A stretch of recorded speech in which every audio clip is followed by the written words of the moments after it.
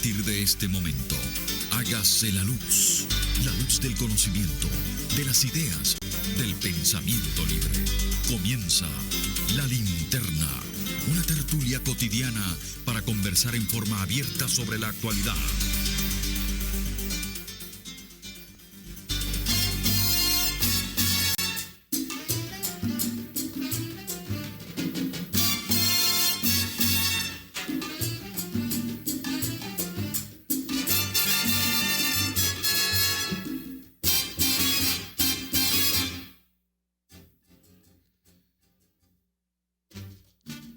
Muy buenas tardes, amigos, les habla Diego Bautista Urbanez desde el programa La Linterna. Estamos oyendo a Machito, Don't Tease Me.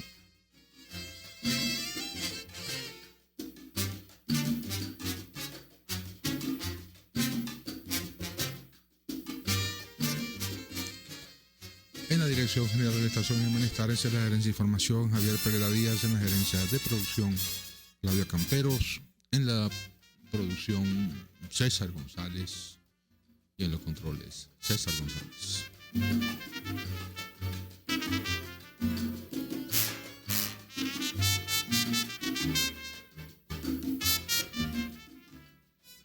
Transmisión por internet a través de rcr.tv.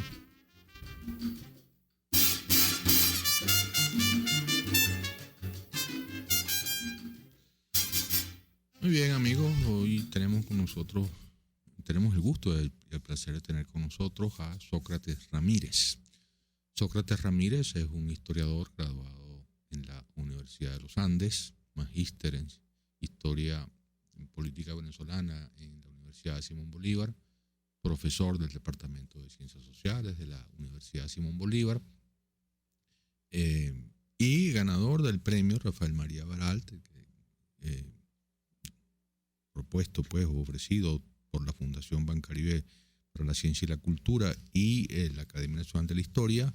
La penúltima edición del premio fue ganada por por Sócrates Ramírez con un magnífico trabajo titulado Decir la Revolución, que es un trabajo dedicado al discurso político venezolano, la relación entre revolución y pueblo en ese discurso político en el periodo 1945-1948, el periodo gobernado correspondiente a los gobiernos de la Junta Revolucionaria de Gobierno, encabezada por Rómulo Betancourt, después de la caída del general Isaías Medina Angarita, por el golpe del 18 de octubre de 1945, y luego el breve gobierno de Rómulo Gallegos, hasta el 24 de noviembre de 1948, conocido también un poco más coloquialmente en la fraseología política venezolana con la expresión el trienio ADECO.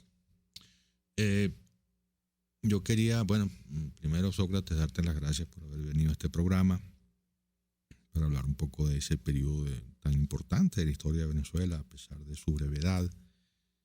Y empezar por preguntarte por qué tu interés. De hecho, Sócrates, cuando le planteé pues el interés que yo tenía en que viniera a contribuir con nosotros en la elaboración de esta serie de programas históricos de los que le he hablado en otros momentos, pues Sócrates me dijo que el periodo sobre el cual quería hablar era el del trienio, y como dije, es el periodo sobre el cual ha escrito su hasta ahora principal trabajo. Estoy seguro que Sócrates va a tener una producción historiográfica sumamente importante que se inicia con este magnífico trabajo, Decir la Revolución.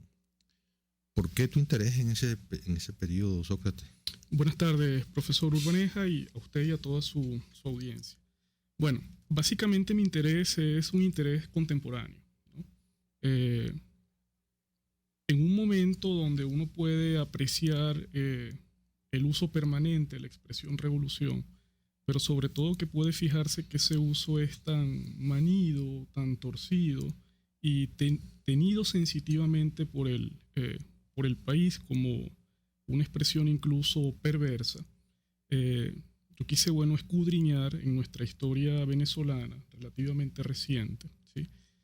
sobre ese periodo que, más allá de la nominación de Trienio Adeco, fue expuesto al país y ha pasado a la historia como el de la Revolución de Octubre de 1945. E intentar descubrir allí por qué los actores que desplegaron esa revolución, tanto Acción Democrática como los militares, pero también por qué los actores que no necesariamente operaron la revolución y formaron parte de ella, como el resto de los partidos políticos que nacen durante la revolución, los sindicatos, el mundo político en general, el mundo social venezolano, por qué la etiquetaron como una revolución. Y obviamente pues intenté valerme un poco de algunos postulados políticos para intentar ponderar si el uso que le daban a esa expresión se correspondía con lo que la teoría política explica que es un proceso revolucionario. ¿Okay? Bueno, básicamente yo utilicé el trabajo de Hannah Arendt sobre la revolución, un poco para intentar desentrañar de allí elementos categóricos de estos procesos y poder leer el proceso octubrista. ¿Y qué significación especial le das tú a esos 3 años en el desarrollo histórico venezolano? Bueno, ¿o qué lugar ocupa en esos 3 años en nuestra evolución histórica? Valga cualquier cosa que signifique esta última expresión. Digamos que hay una posición posiblemente peliaguda en torno a esto, porque yo particularmente pienso que más allá de la significación de la Revolución de Octubre ha habido todo un trabajo, incluso de la misma tradición del Partido Acción Democrática, por aminorar o limitar las apreciaciones, lo constructivo que hubo allí, ¿no?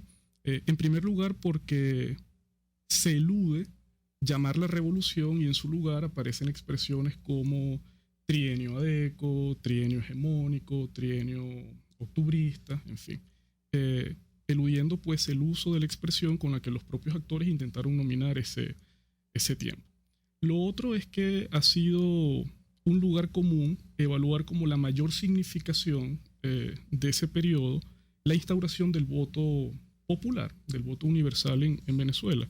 Y obviamente eso no puede echarse a un lado, pero creo que sería muy superficial leer que la única significación del periodo es el voto. Habría que ver realmente políticamente qué significa la instauración del voto popular. Y es algo que yo expreso allí en el trabajo. Eso no es otra cosa sino la fundación de la libertad. ¿Okay? La fundación de la libertad política. Es decir, la posibilidad que tiene un conjunto social que hasta ahora son simplemente individuos, no ciudadanos, la posibilidad que tiene de poder aparecer en un espacio que hasta ahora había sido restringido. Y ese espacio no es otro sino el espacio político. ¿Y qué implica estar dentro del espacio político? Pues la posibilidad de decidir, ¿sí? En este caso, ¿qué significaría decidir? Decidir el destino que tiene esta comunidad de la cual nosotros formamos parte y antes otros dirigían y nosotros simplemente obedecíamos o acatábamos, ¿sí? Entonces, la mayor significación de este periodo, más allá de las realizaciones y de la forma en cómo esas realizaciones terminan dándose al traste en lo inmediato, después de 1948, no es el voto per se, es la significación política del voto, que es la instauración de la libertad. Ahora, hay otros elementos vinculados a esto que tienen que ver con la pedagogía política del periodo. Cualquiera diría, bueno, ¿qué pedagogía hay en un periodo que ha sido historiográficamente tildado como el del intento de instaurar un proyecto hegemónico? Hay una pedagogía en las palabras. Si uno intenta acercarse al discurso de Betancourt, fundamentalmente de Rómulo Betancourt, que tiene en sus manos la obligación de hacer malabares y equilibrio entre un conjunto de fuerzas contrapuestas, puede observar allí la intención de enseñar a un país que no conoce la democracia cuáles son las principales trazas de las reglas democráticas. Por supuesto, una cosa son las palabras y otra cosa es el desarrollo, digamos, contextual de esa revolución, donde usted encuentra exaltados en todos los lugares, ¿okay?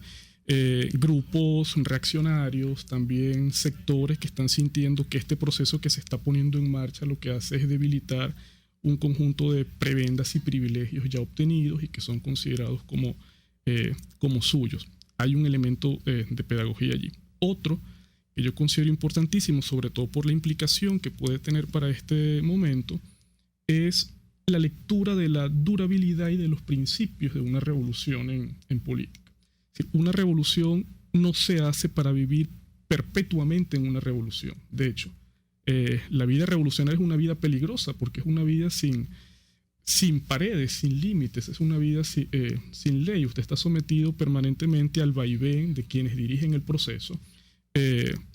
No tiene ningún tipo de horizonte o de señal que seguir, ¿sí? ¿Para qué se hace una revolución? Para cambiar un orden que es considerado completamente regresivo, completamente injusto, y para instaurar una cosa mejor que esa. Pero esa cosa mejor que el orden anterior debe estar sometido a unas reglas, de tal manera que el tiempo revolucionario, para cristalizar, debe dar paso a un tiempo constitucional. Con esto lo que quiero decir es que una revolución no significa un tiempo político de vida perpetua, sino que debe estar sometido a unos objetivos durables, realizables, y que la revolución se acaba cuando los objetivos finalmente se han logrado.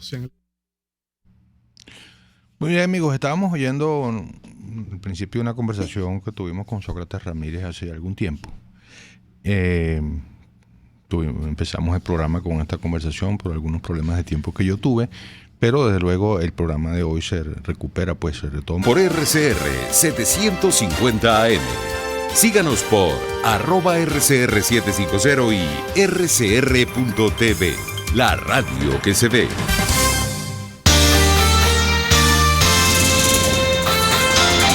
Una conversación abierta sobre la actualidad. Es La Linterna en RCR 750 AM.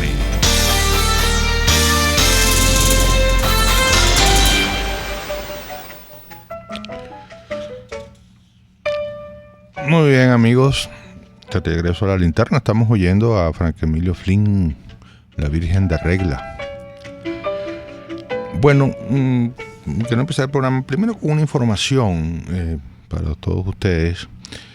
Ustedes saben que se publicó hace algunos meses un libro llamado Historia Portátil por la Fundación Bancaribe para la Ciencia y la Cultura, que recoge los primeros 250 micros de historia que ustedes han estado oyendo a lo largo de todo este tiempo, primero grabados con Arlenis Olivero en su primera etapa y luego grabados con Linsabel Noguera, actualmente dos excelentes compañeras, voces excelentes y una gran capacidad dramática para aportar a los micros. En todo caso, el libro está publicado, se llama Historia Portátil, y entiendo que ha habido varias llamadas a la emisora preguntando dónde se puede conseguir el libro.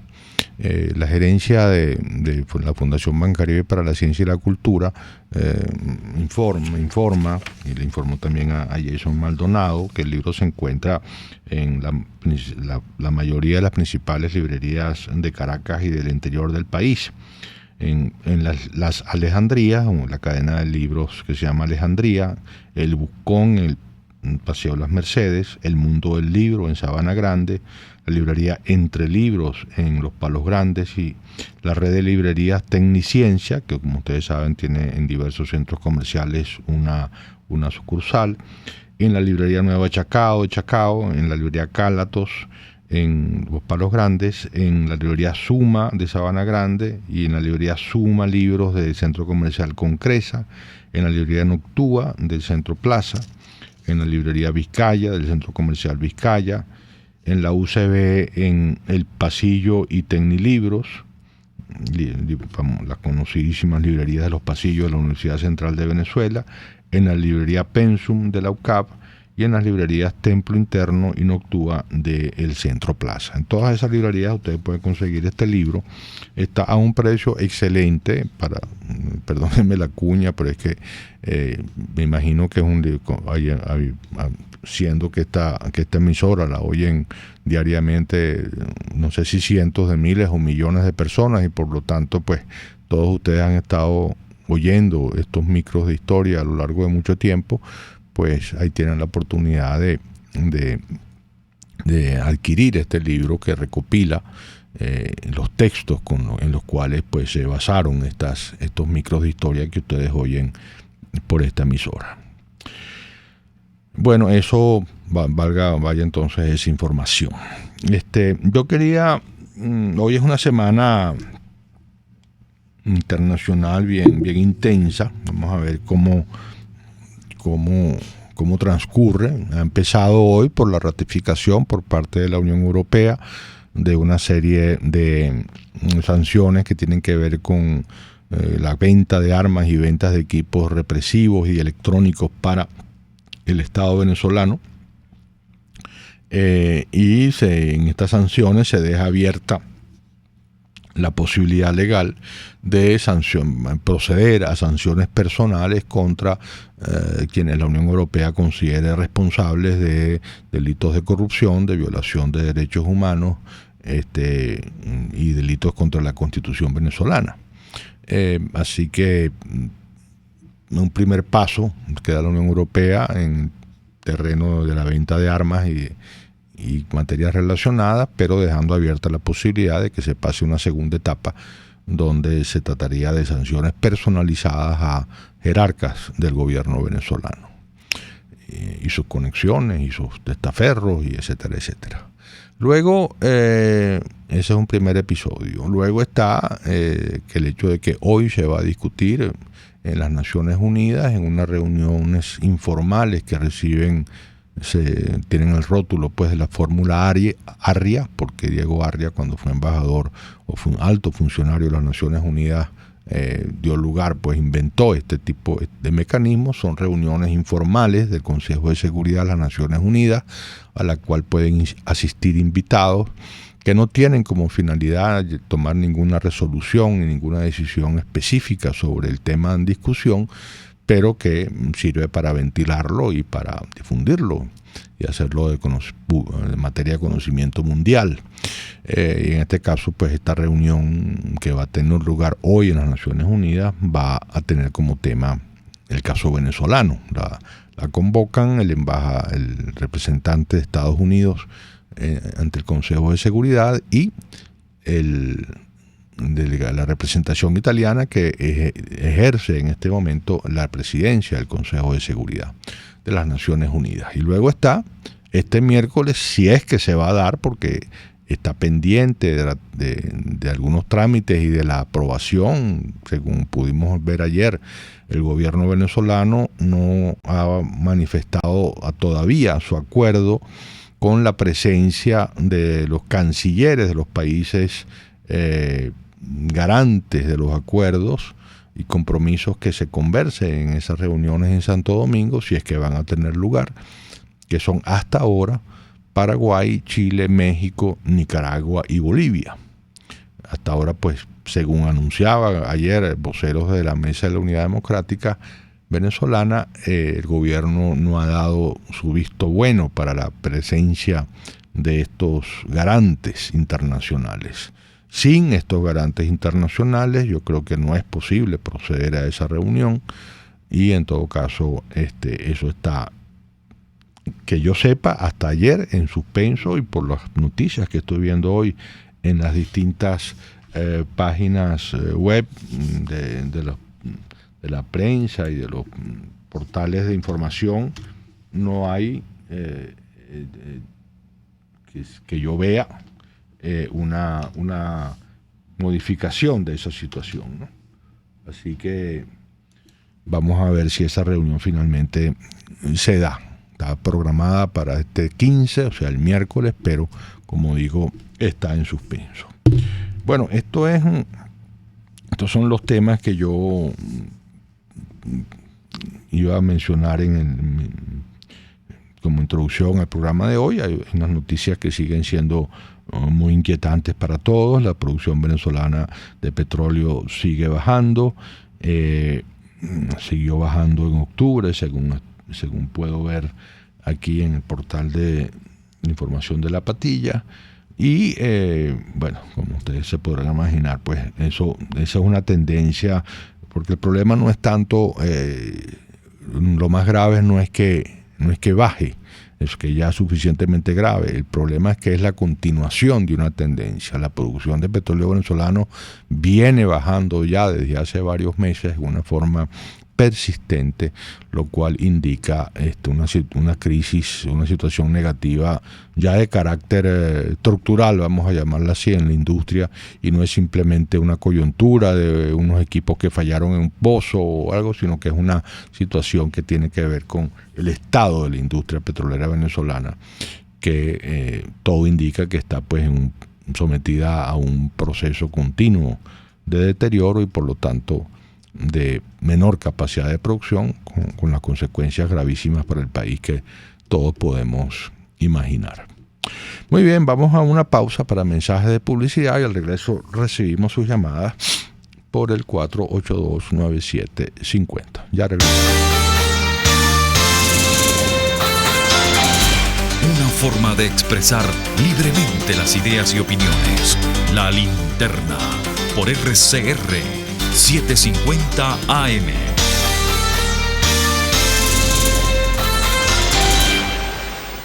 Son las 2:28. Es la hora de aprovechar el tiempo para realizar tus operaciones con la banca electrónica Banesco. Fácil no, muy fácil. Banesco contigo. Sintonícenos a través de Periscope, @RCR750, la radio que se ve. El siguiente espacio educativo está dirigido a niños, niñas y adolescentes. Cultura ecológica para el mundo real. RCR presenta El Conuco de Prometeo, una producción nacional independiente de Carlos Peláez, certificado número 22388, para dar cumplimiento al artículo 14 de la Ley de Responsabilidad Social. ¿Recuerdas hace unos años que la gente hablaba de la palometa peluda? Claro, a modo de burla. ¡Ay, te picó la palometa peluda! Suena gracioso, pero para el que lo vivió no lo es. ¿Y de qué estamos hablando exactamente? La palometa peluda es una especie de lepidóptero, una polilla de nombre Ilesia metabus, que tiene muchas setas y por eso se llama peluda. Las setas, me imagino que son esa especie de pelitos que vemos en las polillas y mariposas. Exactamente. Pero lo que diferencia las setas de la palometa peluda de las de otras especies parecidas es que tienen unas púas microscópicas que pueden inyectar una proteína muy urticante. ¿Pero qué? ¿Te atacan? No, simplemente se les desprenden del cuerpo al volar y todo el que se exponga a esta lluvia de setas desarrolla una dermatitis urticante muy dolorosa. ¿Peligrosa? Puede ser peligrosa cuando la reacción alérgica es muy fuerte, pero aún sin ser grave causa unas urticaciones tan incómodas que la vida en los pueblos plagados se interrumpe. Yo escuché una vez que en Yaguaraparo tuvieron que apagar la luz eléctrica por culpa de las mariposas. ¿Sería esto? Sí, eso fue en el año 1998. Las luces atrajeron tantas palometas que tuvieron que cortar la corriente, y eso se ha repetido en muchos poblados. Entiendo que Sucre es el estado más afectado por este tipo de brotes. Sí, este insecto se consigue con frecuencia en las selvas de Monagas, Sucre y del Tamacuro, y dependiendo del año puede llegar a ser un problema de salud pública. La cosa es que yo me imagino que la palometa peluda dirá que nosotros somos un problema de salud pública para ella. Por supuesto, las poblaciones de esa zona están destruyendo los hábitats de la palometa, y esa capacidad urticante ha evitado que más gente se meta a destruir y colonizar el bosque. Un caso exitoso de una especie animal espantando a los humanos para que no les invada la casa. Y fíjate, como todo en la naturaleza, hay años de brotes fuertes de palometa y otros que la gente nunca las ve, pero en la medida que la gente destruye el ecosistema, las orugas de la palometa van a tener cada vez menos depredadores. Y eso significa que los brotes van a ser peores. Correcto. Ahora, una cosa, ¿desde cuándo esto es un problema? Por lo menos desde 1913, cuando hubo los primeros reportes de plagas. ¿Y cómo es que no hay una política pública instaurada para eso? Porque lo único que podríamos hacer en este momento es fumigar a mansalva y eso no sirve. ¿Sabes qué pasa? Que como esto es un problema para zonas deprimidas de Venezuela, no tenemos remedios, porque aquí los remedios se tienen que importar. ¿Pero esa urticaria tiene cura? La gente se echa vinagre, pero por ejemplo, en el IBIC estudian la proteína para entenderla y con esas investigaciones se podría desarrollar una solución al problema que no implique exterminar el hábitat de la especie. Pero claro, me imagino que la investigación científica no va al paso que debería. Ese es el problema. Sin ciencia no tenemos solución. RCR presentó El Conuco de Prometeo, una producción nacional independiente de Carlos Peláez, certificado número 22388, para dar cumplimiento al artículo 14 de la Ley de Responsabilidad Social. RCR 750 AM, porque lo bueno une. Haz tu cocina empotrada, closet o gabinete de baño y todo tipo de artefactos en Cosibela. Mejores precios en Caracas, imposible. Tenemos exhibición en El Paraíso. 20 años de experiencia. 0212-461-5578. 0414-284-5895. Cosibela, de ensueño. En Globalterap reinventamos la manera de rehabilitarte con tratamientos personalizados y tecnología de punta. Atendemos tu postoperatorio de columna, hombro, rodilla, contracturas musculares y mucho más. No te confundas. Estamos en el Centro Comercial Multiplaza Paraíso Nivel Empresarial 2. Teléfono 0212-461-9087. Globalterap y despídete del dolor. Cada recarga Digitel se convierte en sonrisas para los jóvenes de Fe y Alegría. Con tu aporte y el de Digitel, seguimos unidos todos en un solo corazón. Por cada recarga electrónica, colaboras con el 1% del monto para Fe y Alegría y Digitel también. Además, participas en el sorteo de 8 tarjetas de consumo por 5 millones de bolívares cada una. Con tu recarga, seguimos unidos todos en un solo corazón. Digitel. Promoción autorizada por Sunde del 1/11/2017 al 30/11/2017. Sorteo el 22/12/2017. En RCR somos entretenimiento. Desconectarse un rato de los problemas nos ayuda a verlos desde otra perspectiva y encontrar las anheladas soluciones. Por eso cada tarde les traemos iniciativas, emprendimiento, salud mental, física, espiritual y sobre todo calidad de vida. Porque sí es posible vivir en Venezuela sin estrés. Sin estrés. Con Verónica Oliveros. De lunes a viernes a las 3 de la tarde. Por RCR 750 AM.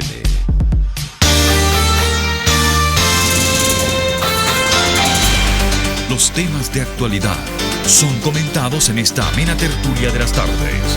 La Linterna. Por RCR.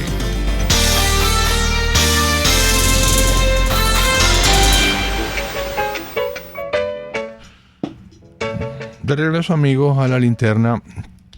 Hay algo que yo quería comentar. Este fin de semana vi una noticia, una declaración de Diego Arria de Estados Unidos, que yo quería comentar polémicamente, pues no me pareció un aporte precisamente a la situación. Según Arria, tenía información, decía él, de que la oposición venezolana, la MUD en este caso, había tratado de que algunos cancilleres del Grupo de Lima actuaran para que la discusión que va a tener lugar hoy, la que les mencioné al principio, en el Consejo de Seguridad de la ONU, fuese aplazada hasta después de la reunión de la República Dominicana. No sé, yo... Primero, bueno, no sé si esa información que da Arria es correcta o no es correcta, pero yo lo que quería comentar, y vaya un mensaje, si puede servir para el tocayo de algo, no sé, le noté un tono a este tipo de informaciones, de relaciones muy negativo, muy destructivo, muy como saliendo pues a acusar a la oposición venezolana de haber hecho algo como incorrecto o traidor o traicionero o algo así. Primero, como digo, yo no sé, una información que solamente da él, nadie la confirma, nadie se refiere a ella y uno no sabe si es correcta o no, pero como las palabras de Diego Arria siempre tienen resonancia y siempre son reseñadas en una forma importante por los medios de comunicación, por lo menos los venezolanos, porque pues es un personaje importante de nuestra vida pública, desde luego que sí. No sé, me parece, como digo, que fue una información hecha con una intención que yo no sé bien a dónde lleva, porque aún suponiendo que sea verdad, que de repente la MUD hizo diligencias para ver si esa discusión en la ONU se ha pasado unos días, qué sé yo. Eso, como digo, nadie lo ha confirmado, es la palabra de Diego Arria, y nadie en el Grupo de Lima ha dicho que eso es verdad, y nadie se ha referido a esa declaración de Diego Arria.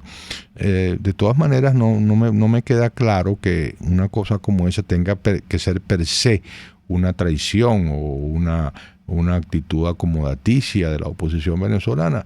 Puede haber razones en un momento dado, puede haberla. Y Diego Arria, como hombre que se ha movido en las negociaciones internacionales, tiene que saberlo muy bien, en la cual en un momento dado aplazar una discusión puede ser conveniente. ¿Qué tendría de malo si los dirigentes de la MUD, por informaciones que tienen, por cosas que han elementos de juicio de que disponen, consideran que hacer esa discusión en la ONU hoy no sería adecuado para los objetivos que se buscan en las reuniones de la República Dominicana? ¿Qué tendría eso de pecaminoso? ¿Qué tendría eso de traicionero, de traidor o de cobarde? Lo importante es que se logren los objetivos. Y de repente, para lograr esos objetivos, como digo, en un momento dado puede ser conveniente que esa discusión que iba a ser hoy sea el viernes, por decir algo. No tengo ni idea de qué es lo que pasó allí, ni si lo que digo Diego Arria es verdad, pero tampoco no me parece necesariamente cierto que esa información implique de parte de la MUD, si es que la MUD actuó de esa manera, o Julio Borges o Florido o quien fuera, necesariamente un error o un paso atrás o una traición o una componenda o cosas de ese tipo. Entonces, no sé, yo siento a veces que Diego Arria está muy movido por no sé qué tipo de reconcomio, no sé qué tipo de resentimiento con la oposición venezolana, que yo sé que merece muchísimas críticas. Lo hemos dicho hasta la saciedad y ustedes mismos muchas veces llaman aquí para expresarlas, pero no sé, siento que hay allí un elemento emotivo, negativo en parte de las declaraciones de Arria que no sé si son las más convenientes para un momento tan delicado para las fuerzas democráticas venezolanas, tener una especie de, y lo voy a decir, de denunciador profesional casi en la figura de Diego Arria, que pareciera que le tiene, y creo que no es un caso único, más animadversión a la oposición venezolana tal como la conocemos y tal como está establecida, que al mismo gobierno. Yo cierto que las declaraciones de Arria contra la oposición son a veces tienen más ponzoña que las que hace contra el gobierno venezolano. Entonces creo que no sé, sería bueno que Diego pues pensara un poco estas cosas y viera qué está pasando con él. No sé si este consejo o este mensaje tiene tendrá algún efecto práctico, pero es lo que se me ocurre, pues, para que nuestro destacado diplomático y hombre de vida pública, Diego Arria, pueda hacer aportes más positivos a lo que es la dificilísima lucha democrática en la Venezuela de estos momentos. ¿No hay llamadas? No. Vamos a una pausa para mensajes de publicidad y al regreso seguimos conversando por el 4829750.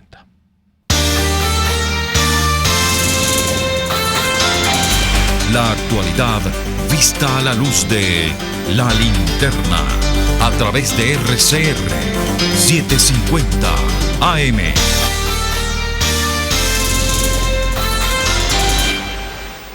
Puedes seguirnos en nuestras redes sociales. En Twitter, @RCR750, la radio que se ve. Es momento de crecer, aprender cosas nuevas, desarrollarnos. Necesitamos más espacio. Creo que es mejor que nos tomemos un tiempo. Tiempo es lo que te sobrará, porque ya no hace falta ir a una agencia gracias a la banca electrónica Banesco. Transfiere, consulta, paga tus tarjetas y servicios de forma rápida y segura y mucho más. Fácil no, muy fácil. Banesco contigo. Compra el cartón con el que todos ganamos. Este año vuelve el Super Bingo de la Bondad a beneficio del Hospital Ortopédico Infantil, con fabulosos premios especiales. Super Bingo de la Bondad. Pequeños pasos para un gran futuro. El costo del cartón es de 1,000 bolívares. Cómpralo ahora también en bingodelabondad.com. Haces trabajos por internet y recibes pago en plataformas como PayPal. Con AirTM puedes pasar ese dinero a tu cuenta de manera rápida y totalmente segura en un par de horas, sin importar dónde te encuentres. Es muy sencillo. Solo debes entrar a airtm.com, regístrate y podrás pasar tus fondos a tu cuenta venezolana. Registrarse es gratis. AIRTM. AirTM, la forma más segura para mover tu dinero. En el restaurante Los Pilones, saborea y disfruta exquisitos pescados frescos, carnes, pollo y mucho más. Los postres son los más pedidos por chicos y grandes. Date el gusto y el placer de comer sano y sabroso, como a ti te gusta. El restaurante Los Pilones está en Las Mercedes, frente al Centro Comercial El Tolón. Restaurante Los Pilones, auténtico sabor criollo. RCR 750 AM. Porque lo bueno une.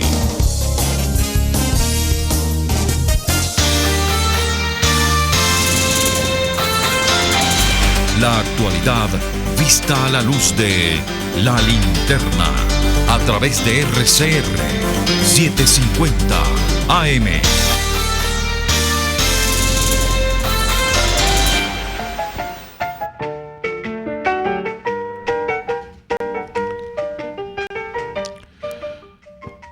Bien, amigos, de regreso a La Linterna. Estoy viendo aquí unas declaraciones de... ¿Hay llamadas? No, ya. Unas declaraciones del rector de la Universidad Católica Andrés Bello, José Virtuoso, que quería comentar. Virtuoso habla de un tema que es preocupante y yo creo que debemos hablar un poco sobre él, que es la necesidad, la posibilidad de que las fuerzas democráticas venezolanas, las masas democráticas venezolanas estén en este momento sumidas en una ola de desánimo, de conformismo. Algunos hablarían de resignación. Primero y creo que seguramente Virtuoso estaría de acuerdo conmigo, pienso yo, eso no es así. Yo creo que eso lo hemos visto en otros momentos. Para mí es un fenómeno casi cíclico que sube y baja, ¿no? Venimos de un episodio negativo, o una etapa negativa, fuerte, y no hemos logrado los objetivos de cambio político que por muy diversas vías se han estado buscando. Ahora yo creo que el tema fundamental es ver cómo se reanima el ánimo democrático del país. Y en esto por supuesto la conducción política tiene un enorme papel que jugar. No faltaba más. Yo creo que las elecciones presidenciales pueden ser ese revulsivo que se necesita para que de nuevo el ánimo de victoria, el ánimo de cambio, el ánimo de lucha se reanime, se reactive.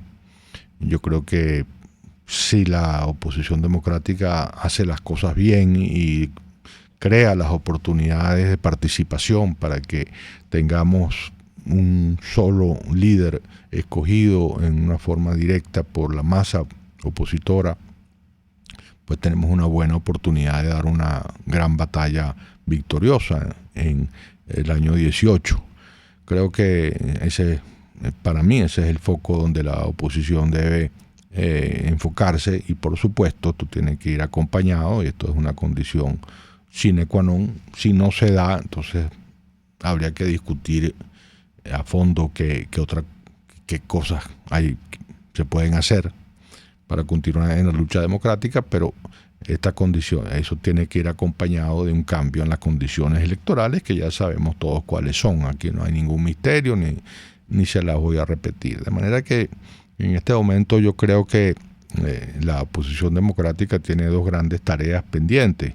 Por una parte, escoger en una forma directa, comprometida por todos los factores, de forma que el que salga victorioso en esa escogencia cuente con el respaldo verdadero de todas las fuerzas políticas, todo el espectro político opositor, por muy en desacuerdo que en otros aspectos de las cosas se esté en ese punto se esté de acuerdo, de respaldar a ese dirigente que haya sido favorecido en unas primarias que esperaríamos que fueran multitudinarias por parte de la población opositora.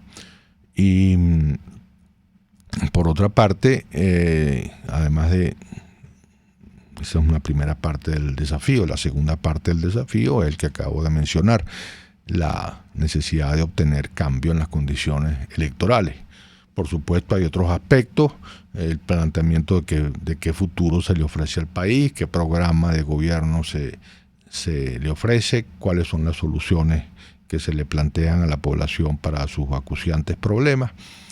Eso forma parte pues de la empacadura de ese liderazgo único del que estoy hablando, y la participación en esa ofensiva democrática de todas las fuerzas políticas, porque habría que llegar a un programa donde todas las fuerzas políticas puedan sentirse representados. Y insisto que cuando hablo de todas las fuerzas políticas, sería estupendo que pudiera esta expresión pudiera abarcar a las fuerzas que en un momento dado respaldaron a la figura de Hugo Chávez, pero que están en este momento en franca oposición por su lado, de su propia perspectiva, contra el gobierno de Maduro.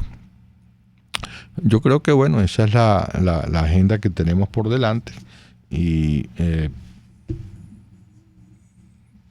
pensando de nuevo en las declaraciones de Arria y otras que pudieran emparentarse con ella, yo creo que todas las fuerzas democráticas deberían en ese sentido, digamos, suspender sus controversias internas y sus diferencias, sobre todo las más amargas de ellas, que las hay, para entrar en ese cauce positivo del que estamos hablando.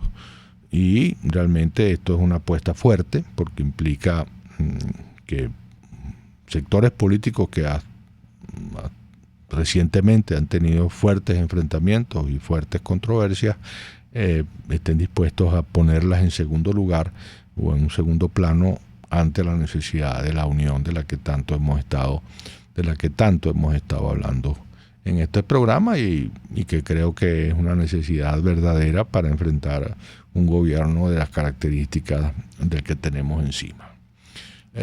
Por lo que uno está viendo, ayer veía unas informaciones donde se sugiere que tanto Rusia como China están muy reticentes a seguir ayudando al gobierno venezolano y a sacarlo de sus apuros financieros.